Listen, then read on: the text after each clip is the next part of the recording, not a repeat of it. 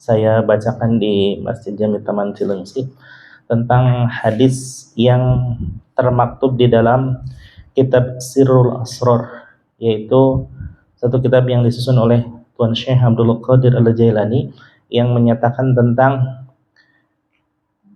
keberuntungan bagi orang-orang yang mau mengkaji kitab.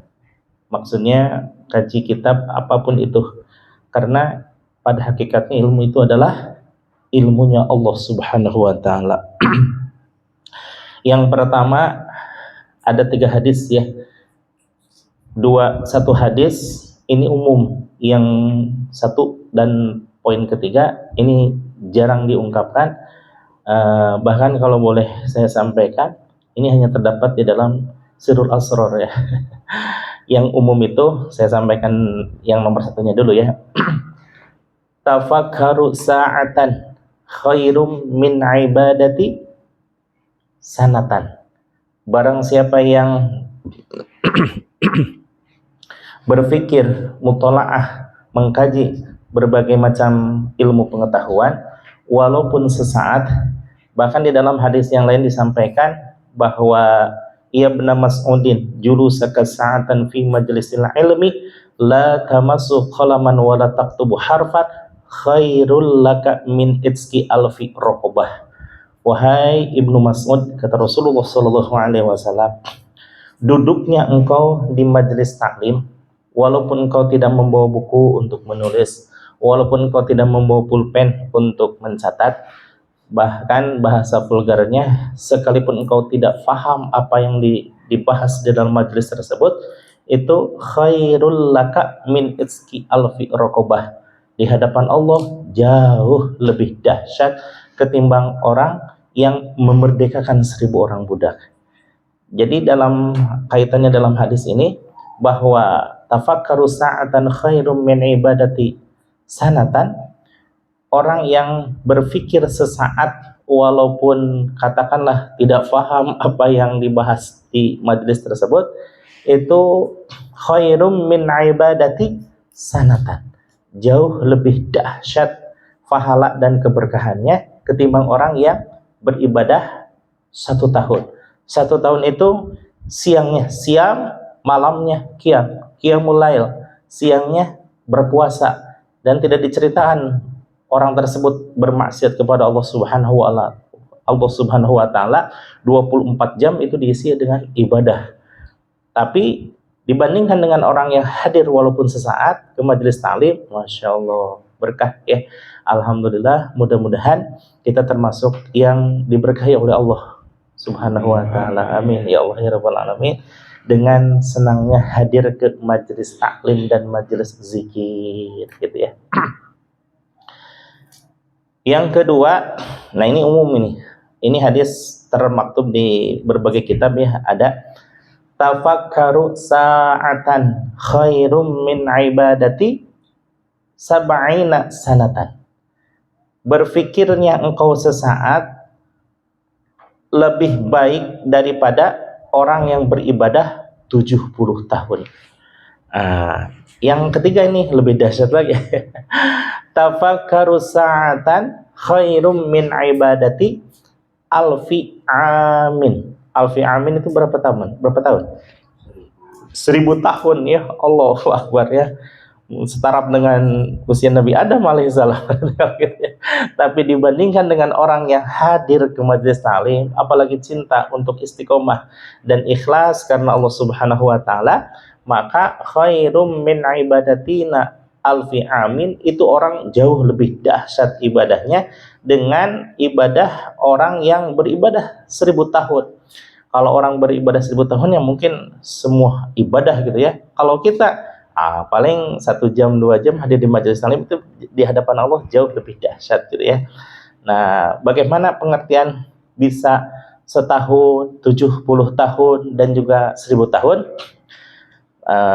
Di dalam syarahnya Tuan Syekh Abdul Qadir Al-Jailani menyatakan bahwa man tafakkara fi furu'iyat, siapa orang yang berpikir memutolaah kitab ataupun membahas suatu ilmu pengetahuan sesaat, itu lebih baik daripada 1 tahun beribadah.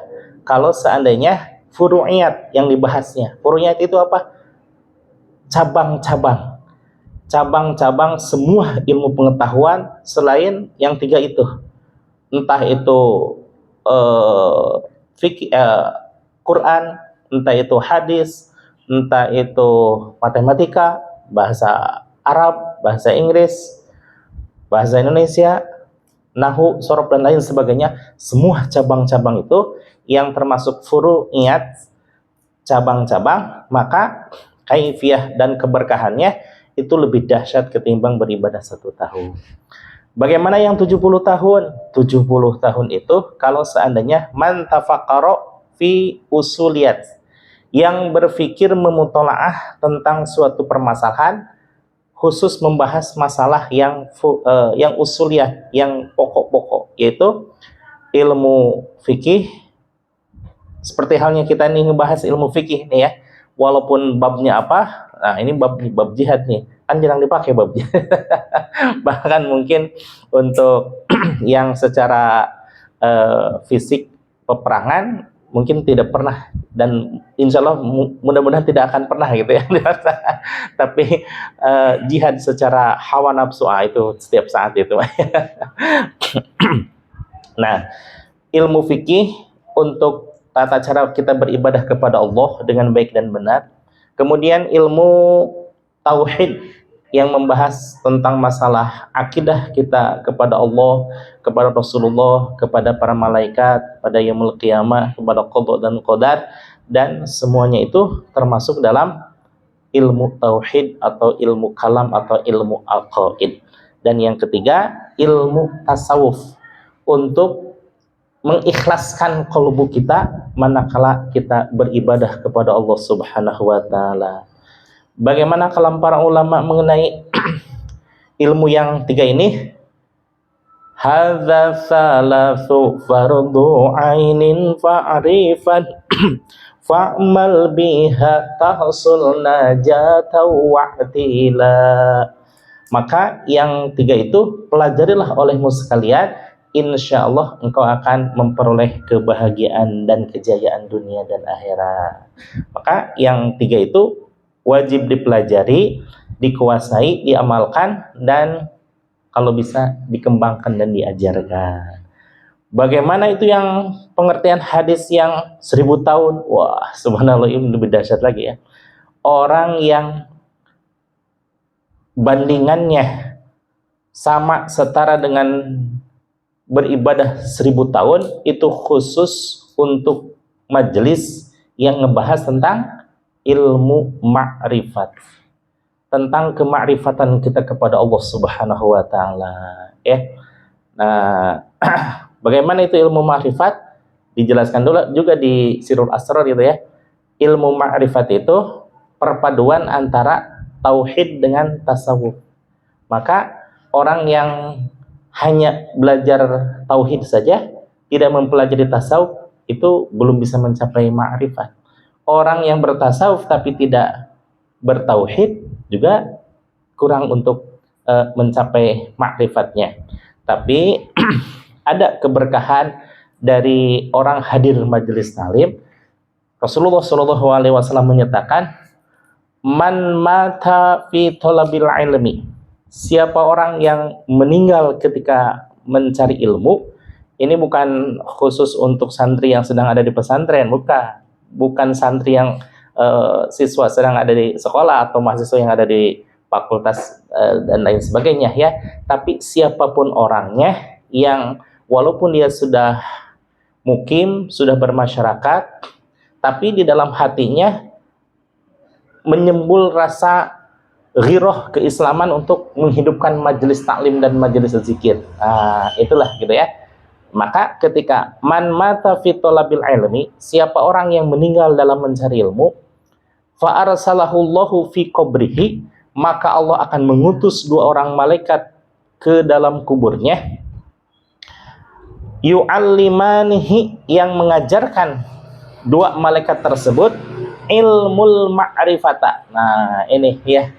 Alhamdulillah, walaupun katakanlah seseorang belum sempat untuk mempelajari ilmu ma'rifat, tapi di akhir-akhir hayat, di akhir kehidupan ya, di alam barzah, Allah mengutus dua orang malaikat yang dua malaikat tersebut mengajarkan ilmu ma'rifat hatta yaumal qiyamah. Masya Allah ya, hatta yaumul qiyamah, sampai yaumul qiyamah. Kalau SD 6 tahun, SMP 3 tahun, SMA 3 tahun, kuliah 4 tahun lah gitu ya. S2 2 tahun, S3 3 tahun lah katakan ya. Mungkin 22 tahun baru mencapai doktor ya.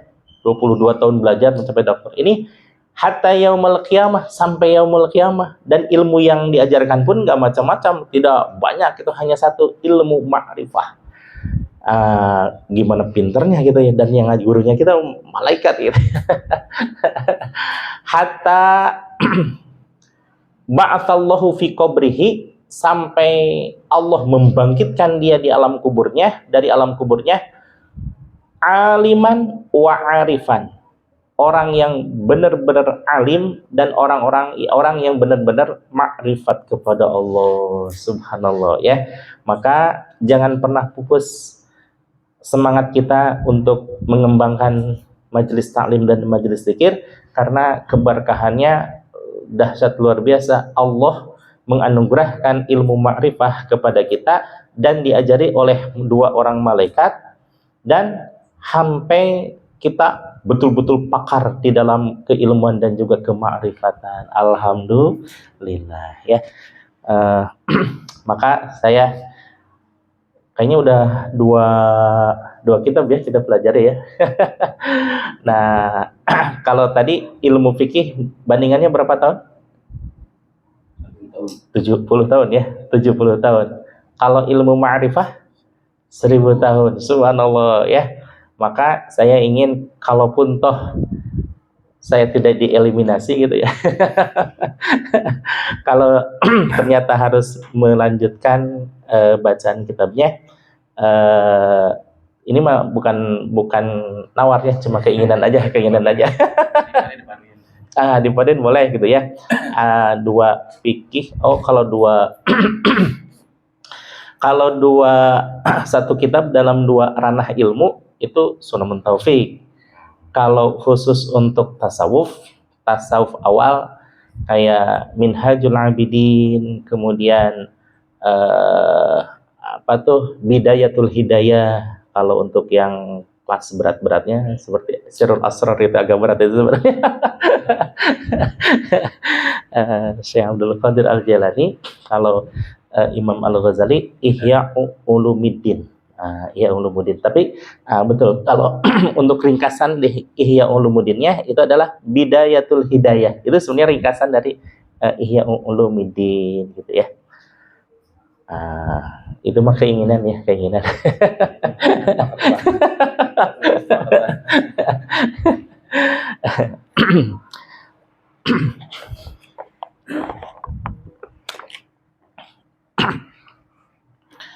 Baik para hadirin, kita melanjutkan materi yang pekan lalu bulan lalu ya. Bismillahirrahmanirrahim. Faslun, adapun ini sebuah pasal yang masih menerangkan tentang bab jihad. Waman, dan barang siapa qatala, yang berperang itu orang, qatilan, atau melawan orang yang memerangi kita, dalam artian seperti bangsa Indonesia lah ya, melawan para penjajah. Bukan berarti kita cinta keributan, tapi memang itu keributan harus dihadapi karena hak kita dirongrong ya. Hak untuk merdeka, hak untuk mendapatkan pendidikan, hak untuk mendapatkan kehidupan layak dan sebagainya. Ada penjajah yang datang, itu mah hadapi ya. Justru orang yang menghindari pertempuran dianggapnya apa itu? Dari pertempuran itu pengecut ya. Sedangkan orang yang tangguh untuk menghadapi musuh, itulah di dalam Islam disebutnya jihad gitu ya. Waman qatala, barang siapa yang berperang, qatilan atau melawan orang yang memerangi kita, u'tiya, maka diberikan bagi orang tersebut salbahu, akan salabnya orang yang diperangi tersebut. Salab itu apa? Misalkan ada seorang musuh terbunuh oleh kita, maka peralatan yang dipakainya itu sudah jadi milik kita. Pakaian, peralatan tempur, senjata, kuda perang. Kalau sekarang mah Range Rover gitu ya, bukan jangan kuda kerang gitu. Dan sebagainya itu sudah menjadi milik kita, kecuali harta musuh yang itu nanti ada pembagiannya tersendiri. Ini mah salab itu adalah peralatan perang yang digunakan musuh saat berperang dengan kita, maka otomatis itu menjadi milik orang yang membunuhnya, gitu ya.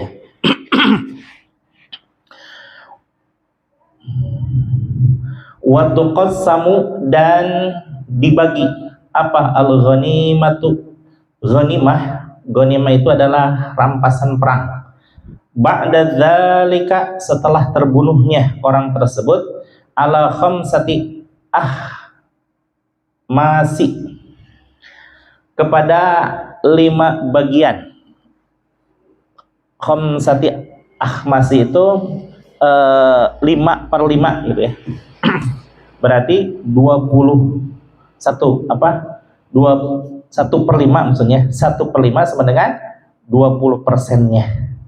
Fayu'ta, maka dibagikan itu ghanimah arba'ata ahmasiha kepada 4 bagian dari 5 bagian tersebut.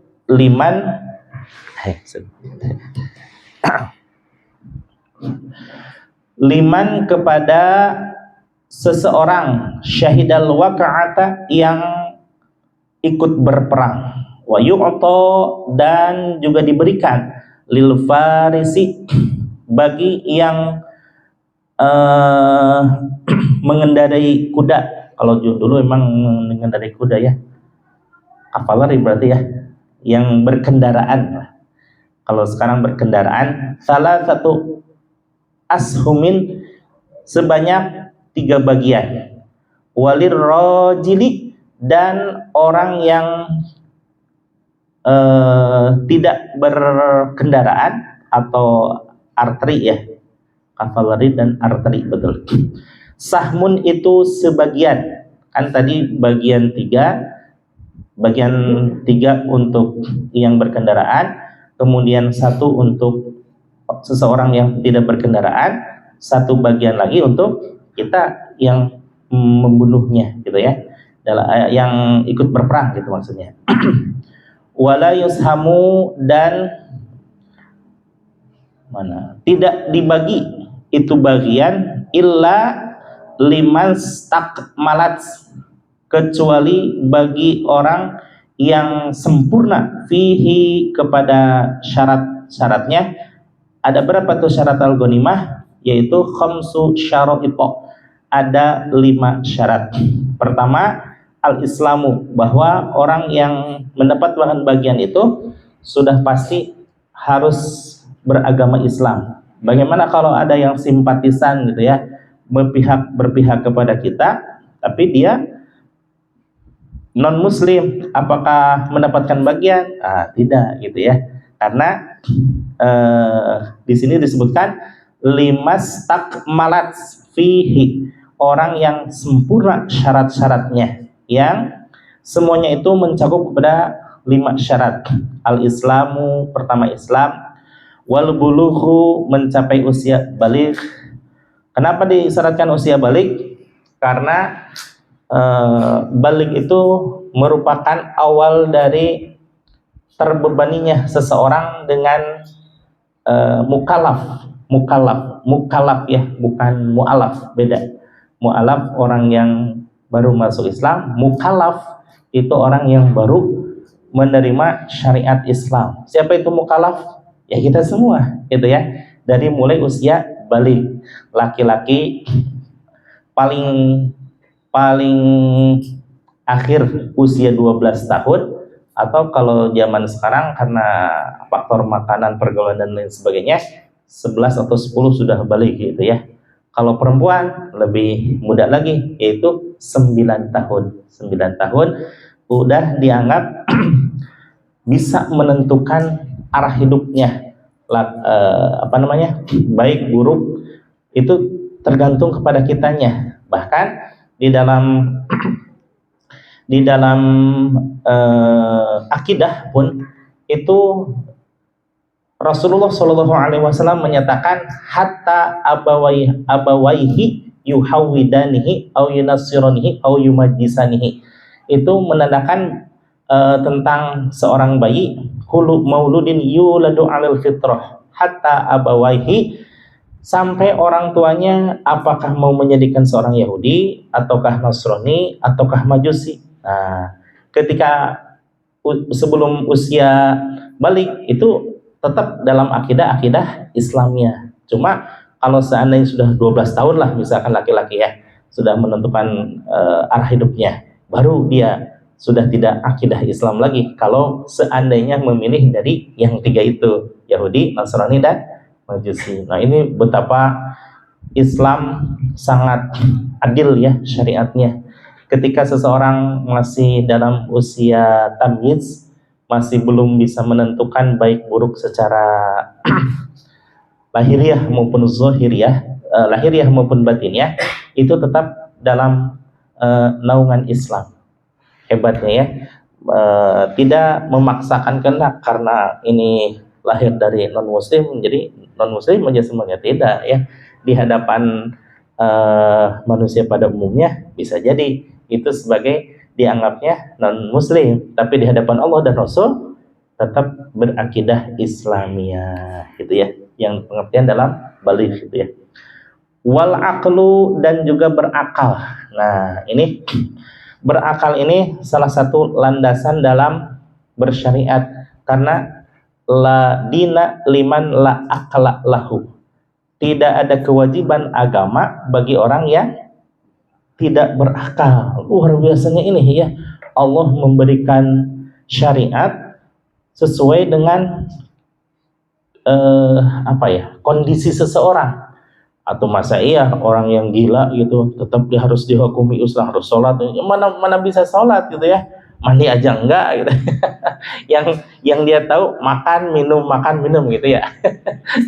Iya, tidur berarti. Jadi hanya insting itu aja gitu ya. Adapun untuk melaksanakan syariat, bahkan menutup aurat pun mereka sudah tidak kebayang gitu ya. Kan banyak tuh di jalan-jalan yang orang berlalu biasa-biasa aja, bagi mereka mah ya tidak merasa bersalah karena memang akalnya sudah tertutup gitu ya. Tapi bagi orang yang melihatnya, masya Allah gitu ya. Saya waktu di mana tuh ya? Oh, di Madura. Di Madura waktu ziarah ke Syekh Khalil Bangkalan, ada orang yang terganggu akalnya, padahal mah wajahnya cukup ganteng lah gitu ya.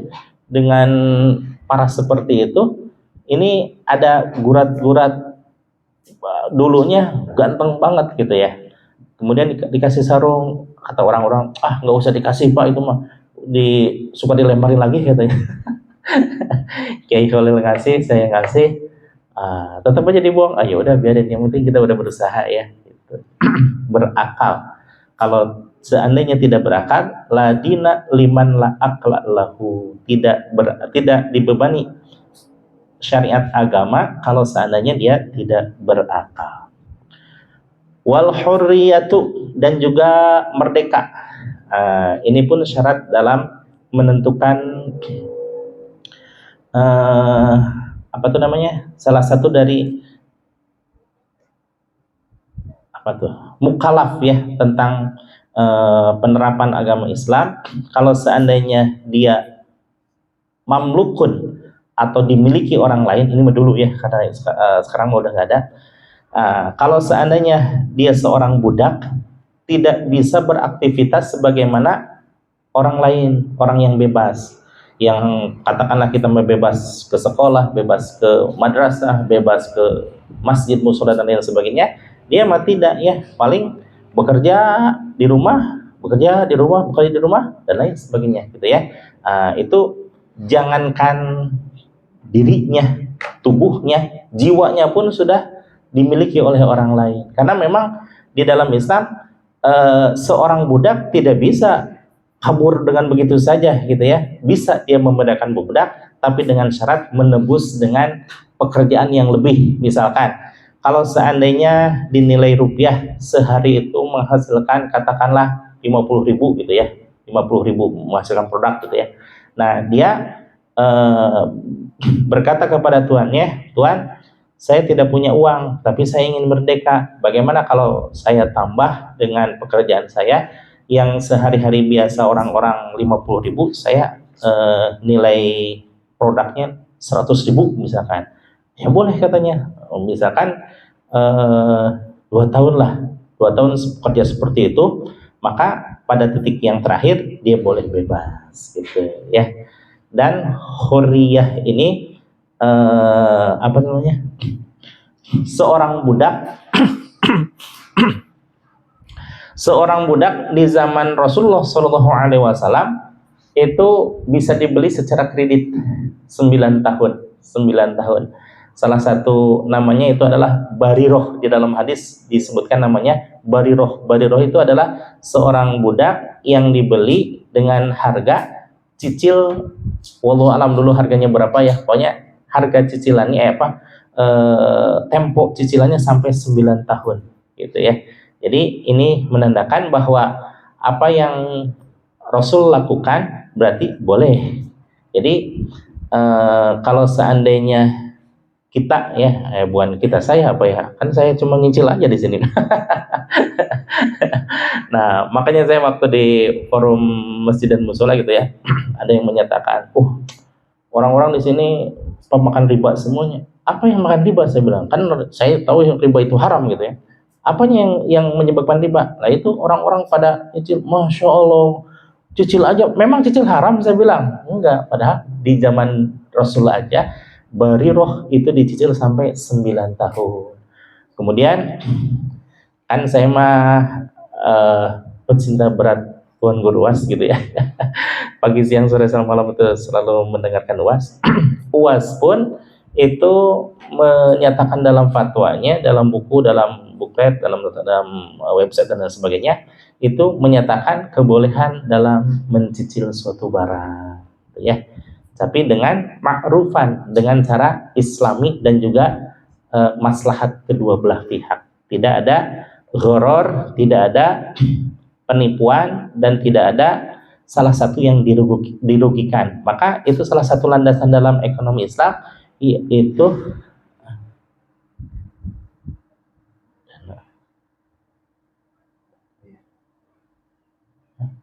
oh iya.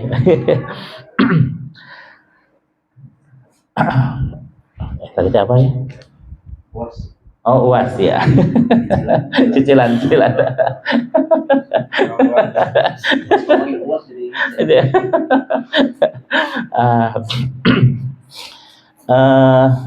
Apa tadi ya bicara tentang UAS?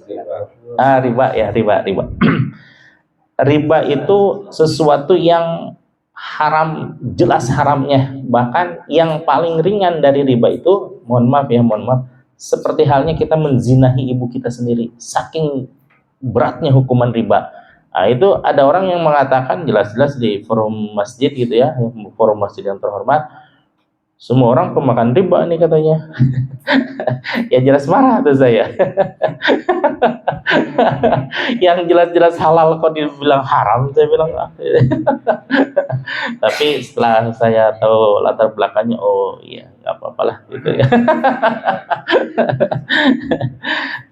Gitu ya. Maka di dalam hurriyah ini, masalah kemerdekaan itu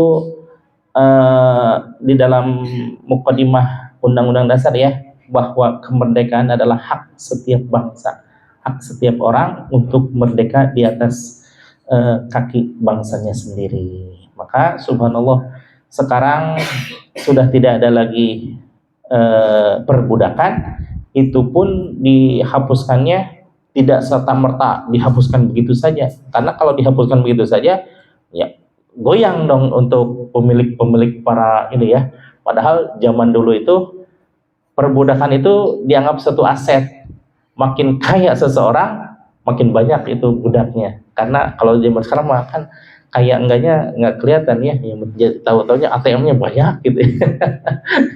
Kalau dulu diukur kekayaan itu dengan jumlah peternakan, dengan jumlah budak. Semakin banyak budak berarti kan tanahnya luas untuk digarap gitu ya. Nah sekarang dihilangkan, bahkan sedikit dengan adanya pajak, dengan adanya zakat, dengan adanya menebus dirinya sendiri, dan juga dengan adanya kabar gembira bagi orang-orang yang memiliki budak untuk memerdekakan. Nah, itu dimerdekakan itu berkahnya luar biasa.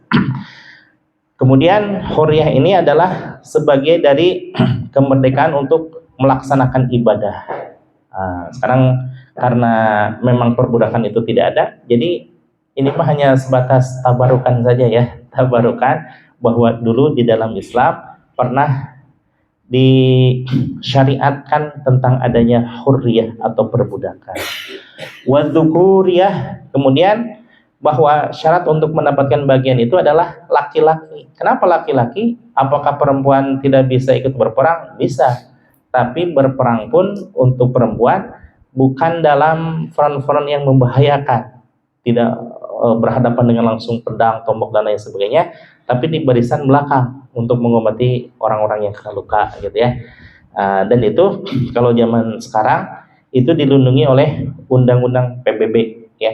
Tidak bisa disamakan dengan laki-laki karena perjanjian Jenewa itu yang berperang itu hanya orang-orang yang menyatakan perang, jelas laki-laki gitu ya. Kalau perempuan bagaimana? Kalau perempuan seandainya dia masuk dalam barisan tentara yang memikul senjata, nah itu hukumnya baru ya. Kecuali yang barisan medis ya, barisan medis tidak bisa, atau wartawan tidak bisa, sekalipun itu laki-laki tapi wartawan tetapi tidak berkepentingan untuk berperang dalam satu pihak, nah itu tidak bisa dihukumi sebagai orang yang bisa dibunuh gitu ya. Fa ini khtalla, apabila rusak yang 5 syarat tersebut, syaratun min dzalika, kelima syarat yang disebutkan barusan, rudhiqa, maka bagian-bagian orang tersebut hanya mendapatkan persenan. Rudhiqa di sini kalau dalam ilmu waris sama dengan as-sobah ya. Karena tidak mendapatkan bagian tapi boleh untuk mendapatkan bagian, maka itu namanya as-sobah. As-sobah itu kalau seandainya mendapatkan tidak mendapatkan bagian, tapi kalau seandainya ada lebih dari semua yang sudah kebagian, nah itu baru dapat bagian. As-sobah namanya. Bagaimana kalau tidak kebagian? Ya namanya juga as-sobah. Kalau bisa dapat, kalau tidak bisa ya dapat. Walam yusham, dan tidak mendapatkan bagian, wa yuqsamul khamsu, dan dibagikan kepada yang 5 tersebut ala khamsati ashumin,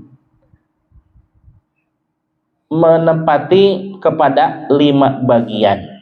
Sahmun pertama, sahmun itu bagian ya, sahmun atau saham atau sahmun bagian. Sahmun li Rasulillah sallallahu alaihi wasallam, yang satu bagian teruntuk kepada Rasulullah sallallahu alaihi wasallam. Maka Rasulullah bagaimana tidak kaya ya, dalam setiap peperangan mendapatkan 20%. Ini pernah ditulis sama UAS tuh, gitu ya. Jadi satu dalam perang Badar gitu ya, mendapatkan ghanimah, kalau dirupiahkan sekarang itu 1,8 M. 1,8 M. Yang itu 20%-nya. 20%. Bagian 20% ini pokoknya 1/5 untuk Rasulullah aja. Itu 20%. Nah, bagaimana Rasulullah tidak kaya? Kalau seandainya untuk satu kali perang saja ghanimahnya itu 20%. Apakah Rasulullah ngambil semuanya? Ambil semuanya oleh Rasulullah, tapi Rasulullah disebarkan lagi untuk kemaslahatan. Yunsarifu, menggunakan Rasulullah SAW ba'dahu, setelah pengambilan yang satu bagian tersebut dari atau khumus ya 20%, lil masalihi, untuk kemaslahatan umat. Sampai-sampai mohon maaf, Rasulullah SAW orang yang sangat kaya luar biasa, kemudian menikah dengan Siti Khadijah yang super duper kaya. 1/3 kota Mekah itu pernah menjadi kekayaan Siti Khadijah. Tapi bagaimana akhir hayat Rasulullah? Rasulullah selalu hidup dalam kesederhanaan, ya.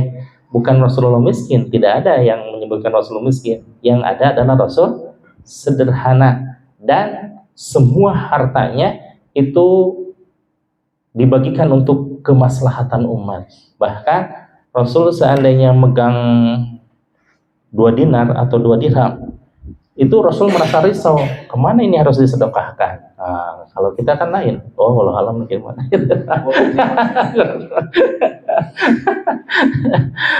Rasul itu subhanallah bukan bandingan, tapi sudah harus menjadi acuan gitu ya. Betapa Rasulullah itu tidak melupakan bagian di dunianya, tapi bagiannya sendiri subhanallah disedekahkan untuk kemaslahatan umat. Wasahmun lidzawil kurba, dan sebagian lagi untuk lidzawil kurba, untuk yang memiliki kekerabatan dengan Rasulullah sallallahu alaihi wasallam. Wahum, adapun mereka Banu Hashimi wa Banu Muthalib, yaitu Bani Hashim dan Bani Muthalib. Al-Muthalib ini Abu Thalib ya, kemudian Abdul Muthalib, dan Hashim itu kakek, berarti buyutnya Rasulullah Shallallahu Alaihi Wasallam. Nah, dari 2 cabang ini Sayyidina Abdul Muthalib punya keturunan, dan Sayyidina Al-Hashim mempunyai keturunan. Nah, itu Dzawil Qurba sebetulnya. Terus sampai ke bawah itu mendapatkan bagian perang. Karena sudah mendapatkan bagian perang ini, keduanya ini tidak mendapatkan zakat, ya. Karena zakat itu hakikatnya apa coba?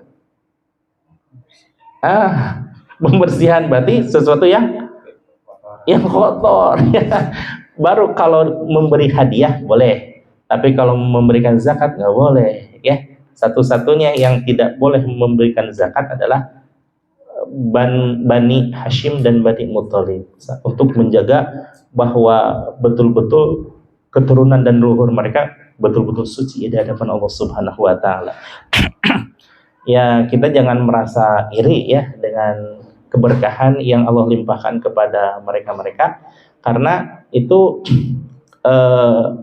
selain dari anugerah dari Allah Subhanahu wa taala, itu menjadi iktibar bagi kita bahwa di lingkungan kita, maksudnya di Indonesia misalkan, apalagi sekarang di lingkungan kita, benar-benar lingkungan kita ya, ada orang yang betul-betul tersambung dengan Rasulullah Shallallahu Alaihi Wasallam. Ibarat satu rantai ini ya, rantai kalau seandainya digoyang bawahnya, atasnya bergerak nggak ya? Bergerak, sambung aja sedikit, tak. Maka ya mohon maaf ya, kalau seandainya sekalipun bacaannya tidak pasti, kemudian tidak begitu alim, tidak begitu wah segala macam gitu ya, tapi karena ada zuriyahnya, ada sambungannya yang khusus ya, sedikit aja stek, langsung ke atas gitu ya. Nah, itu anugerah. Maka saya kemarin merasa gimana ya, sakit hati gitu ya, di YouTube, subhanallah, begini amat sih. Ya, kalau seandainya mau ikut terhormat, jangan sampai mengusik orang lain. Kehormatan itu bisa dengan cara yang lain, entah yang iri itu harus dengan kebaikan yang harus dilakukan, atau cari ilmu setinggi mungkin, atau kemaslahatan umat yang, ya kalau sekarang mau diviral-viralin masuk YouTube lah gitu ya, viral-viral gitu, jangan sampai Allahu Akbar gitu ya. Nauzubillah, nauzubillah apa namanya, insya Allah di lingkungan kita mah nggak ada ya, nggak ada ya, insya Allah. Sedikit lagi ya. Wasahmun lil yatama, dan sebagian untuk anak-anak yatim. Ini mah sudah menjadi automatically ya, bahwa yatim kemudian fakir miskin itu sudah menjadi bagian dalam pemikiran kehidupan kita sehari-hari. Wasahmun, dan juga sebagian lil masakin, wasahmun li abna'is sabil, untuk orang-orang yang berjuang di jalan Allah. Siapa berjuang di jalan Allah ini? Salah satunya santri, gitu ya. Salah satunya santri. Kok berjuang di jalan Allah? Kan tidak berperang. Kata siapa? Santri itu orang yang berjuang melemahkan, menghilangkan ego, rasa ingin bermainnya. Bersama teman-temannya, dia memilih pergi ke pondok. Itu kan jihad luar biasa itu ya. Maka kalau seandainya ada santri, maka kita kita support lah ya. Tidak bisa dengan harta, ya dengan ucapan. Wah, kamu hebat segala macam. Berikan pengharapan bahwa dia betul-betul mengambil jalan yang tepat. Kalau seandainya semuanya pada lari ke STM, lari ke pabrik, lagi kemana-mana, yang nanti yang akan menggantikan kita untuk memakmurkan masjid siapa dong? Kalau tidak anak-anak pondok ya.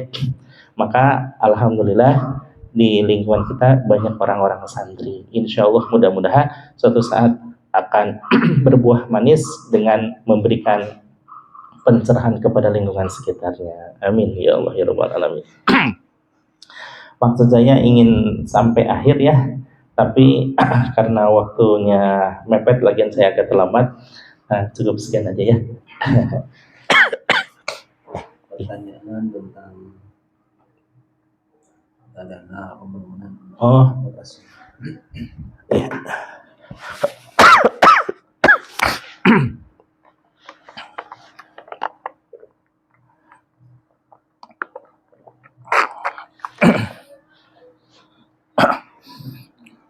Yang kemarin dipertanyakan dulu ya.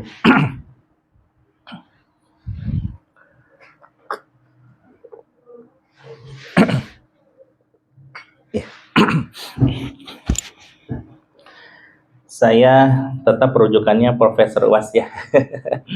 Beliau pun mengutip dari pernyataan Syekh Atiyah Sakor dari Al-Fatawa Al-Misriyah, Al-Fatawa Al-Asriyah, fatwa kontemporer yang dikeluarkan oleh ulama Mesir, salah satunya Syekh Atiyah Sakor, bahwa pembangunan ini, tapi yang beliau itu kan zakat ya, zakat kan ada untuk tidak ada untuk pembangunan masjid ya, zakat tidak ada untuk pembangunan masjid. Yang ashabul yamin itu apa?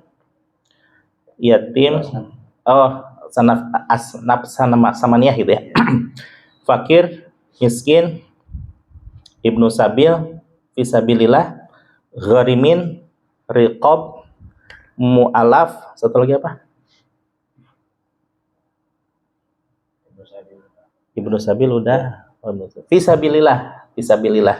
Nah, kan tidak ada untuk masjid ini ya, tidak ada untuk masjid. Tapi Syekh Atiyah Sakor menyatakan bahwa kalau seandainya ada suatu masjid, kemudian tapi ini bukan masjidnya katanya, misalkan lebih ke permasalahan, kalau seandainya ada masjid, orang-orang di suatu di suatu seberang, yang di seberangnya itu adalah ada jembatan. Kalau seandainya orang-orang ini yang asnaf saman ini dapat semuanya, sementara jembatan itu rusak, bagaimana itu? Apakah harus dihabiskan untuk asnaf samaniyah, atau sebagian boleh untuk yang pembangunan masjid ini, jembatan ini? Maka Syekh Atiyah Sakor mengutip hadis ya, saya lupa lagi hadisnya itu. Maka diperbolehkan untuk mengalihkan sebagian dana dari yang laksamanya ini, terutama yang apa tuh yang mualaf dan gorimin. Gorimin itu sangat jarang disalurkan. Nah, bisa juga antara dua ini atau semua bagian itu diambil sebagian-sebagiannya sehingga terpenuhi biaya untuk pembangunan jembatan ini. Untuk masalah ini sama UAS pun Tuan Guru UAS menyatakan bahwa pembangunan masjid, dana masjid khususnya gitu ya, bahwa pembangunan masjid itu orang-orang terfikirnya membangun secara fisik gitu ya, kayak membangun menara, membangun WC dan lain sebagainya, tapi mereka agak sedikit lupa bahwa yang utama dalam pembangunan itu adalah pembangunan manusianya gitu ya. Nah, bagaimana mungkin suatu bangunan akan berdiri kokoh kalau tanpa dikokohkan dulu akidah dan keilmuan manusianya. Maka berangkat dari situ Tuan Guru UAS menyatakan boleh pembangunan dana untuk pembangunan masjid diperuntukkan bagi operasional masjid itu sendiri. Apakah untuk kegiatan ataukah untuk pembiayaan misalkan bayar listrik dan lain sebagainya, itu kan operasional. Apa mohon maaf bayar marbot misalkan dan lain sebagainya, itu semuanya hak bagi pembangunan masjid, tapi tidak terpaku kepada pembangunan fisik semata, gitu ya. Jadi intinya dana pembangunan ini boleh untuk pembangunan dana operasional selama itu untuk kegiatan masjid itu sendiri, kemaslahatan masjid, kemaslahatan umat dan kemaslahatan masjid itu sendiri. Singkat saya mohon maaf.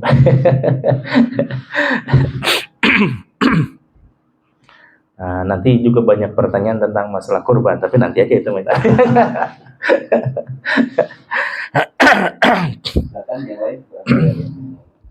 Tentang kurban dulu bentar ya. Di dalam mazhab Imam Syafi'i itu haram hukumnya kalau seandainya kulit kambing atau sapi dijual, harus dibagikan. Tapi pendapat UAS, kalau seandainya dibagikan dan masyarakat tidak ada yang paham tentang pengolahan sapi, kulit sapi, insya Allah seminggu kemudian bakal gempar itu masyarakat. Kenapa? Bau semua katanya. Ya, katakan kulit itu disepotong-sepotong gitu. Mau buat apa? Lebih maslahat kalau seandainya kalau dipanggil orang, Pak ini ada kulit mau? Oh nggak mau. Kenapa? Saya nggak bisa. Kalau uangnya mau. Nah, panggil aja orang yang biasa menjual memproses kulit sapi itu sendiri. Hasilnya misalkan satu lembarnya 200 lah gitu ya. 200.000, kemudian uang itu untuk kemaslahatan umat. Misalkan ada fakir miskin, kata UAS mah silakan dibagikan kepada fakir miskin. Itu kan lebih maslahat gitu ya. Jadi walaupun beliau pengamal setia kepada mazhab Imam Syafi'i, tapi tetap berpikir rasional gitu ya. Jangan sampai apa yang difatwakan Imam Syafi'i bertentangan dengan kemaslahatan ummah, karena kemaslahatan ummah itu salah satu dari maqasidus syariah yang 10 itu, yaitu maslahatul mursalah, untuk kemaslahatan ummah. Jadi tetap yang diutamakan adalah kemaslahatan ummah. Demikian.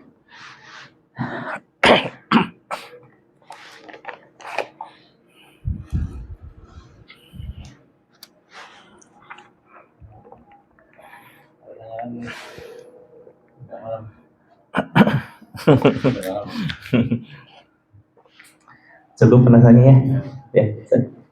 Demikian ya. Makan.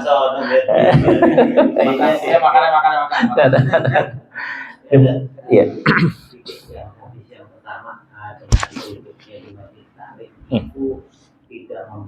pulpen dan tidak menulis satu huruf pun. Iya. Berarti ada kaidah bahwa menulis dan bawa pulpen itu lebih baik. Iya. Itu pernyataannya kalam Imam Syafi'i, bahwa Imam Syafi'i pernah berkata, al-ilmu sayyidun wal kitabatu qayyiduhu kayyid suyudaka bil hibasil wasiqah. Ilmu itu ibarat binatang buruan. Binatang buruan gimana itu ya sifatnya? Liar kan ya, kata kayak rusa, kelinci dan lain sebagainya. Dan tulisan itu adalah pengikatnya. Kayyid suyudaka bil hibalil wasiqah. Maka ikatlah olehmu dengan tali yang kuat. Kalau sekarang ya boleh diartikan hibalul wasiqah itu bisa dengan flash disk, bisa dengan memori. Kalau ribet-ribet untuk menulis dan lain sebagainya, tinggal ngerekam aja sekarang Pak ya, ceklek aja.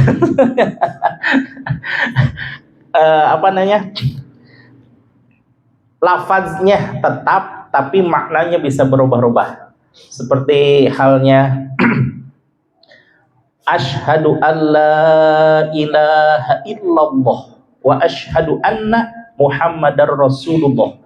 Kalimatnya tetap, ya, lafaznya tetap, tapi maknanya berbeda. Kalau dulu yang mengucapkan itu pertama kali siapa?